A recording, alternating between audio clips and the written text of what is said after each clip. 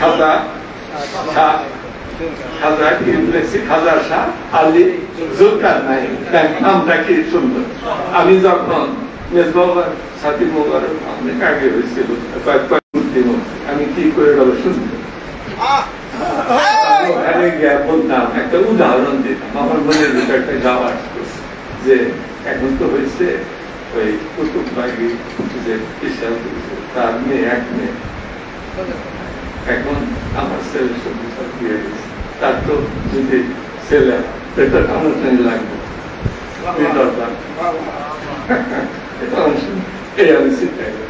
তাহলে কিরকম, তাহলে একটা তার নাম তার কি পাওয়া যায়, উদাহরণ দিতাম যে জুলকারনাইন, ওখানে বলতাম একটা জুলকারনাইনের গল্প পেতাম, জুলকারনাইন, জু মানে একটু অধিকারী, আর আরবি শব্দ জু, জু শব্দের অর্থ অধিকারী, আর কানুন মানে আমরা তো জানি যে ষাঁড়ের বেশি আছে না, তারপর এই মহিষ সেগুলোর বেশি।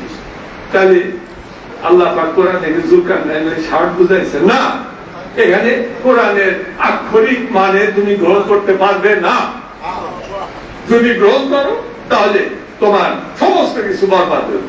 সুতরাং কোরআনের যদি কোনো কিছু বর্ণনা করতে আগে নদ জানতে হবে, তারপর কোরআন বর্ণনা করতে হবে, নাহলে কোরআন বর্ণনা করার কোনো পারমিশন তোমাকে দেওয়া হবে।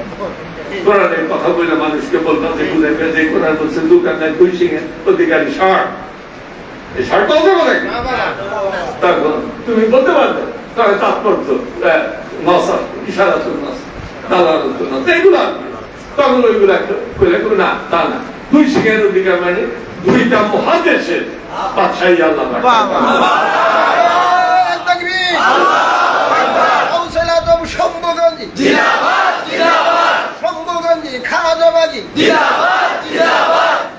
ইমাম রেজা শাহ হুজুর ফরিদার দরদি মেজবা বাবা, শাহ আলী জুলকারনাইন বাবা, দরবার তলোয়ার শম্ভুগঞ্জি, মানে দুইটা দরবার, সেরকম দায়িত্ব তো তার দুইটাই হবে। আমি তো এটা আলোচনা করতাম, তো এটা আবার আমার বুদ্ধিমা সেটা বুঝতে পারছি, আমার পুত্র সন্তান আল্লাহ তার নাম জুলকারনাইন।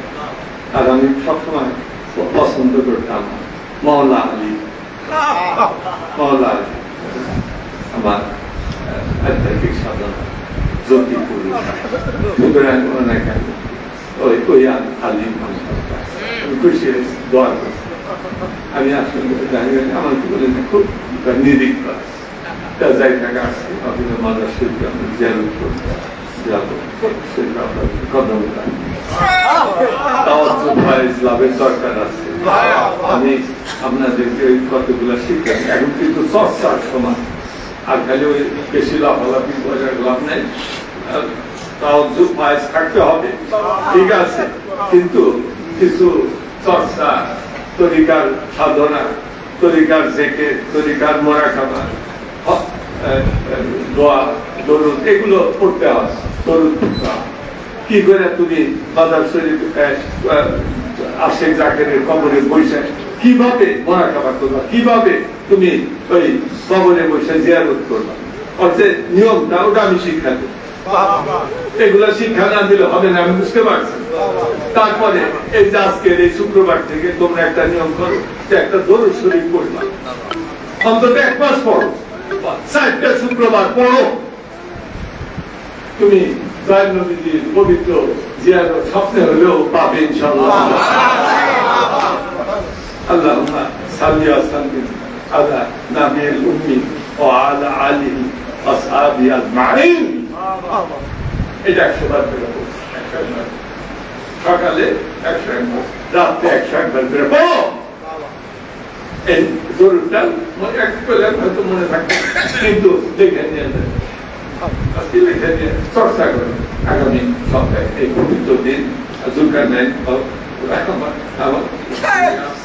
তার আজকের দিনে আমি তোমাদেরকে শিক্ষাটা দিলাম। এটা অন্তত 4টা সপ্তাহ 5 সপ্তাহ তুমি প্রত্যেক দিন 2 বার করে পড়ো, সকালে রাত্রে 101 বার করে পড়ো, তাহলে ইনশাআল্লাহ আমরা আশা করছি।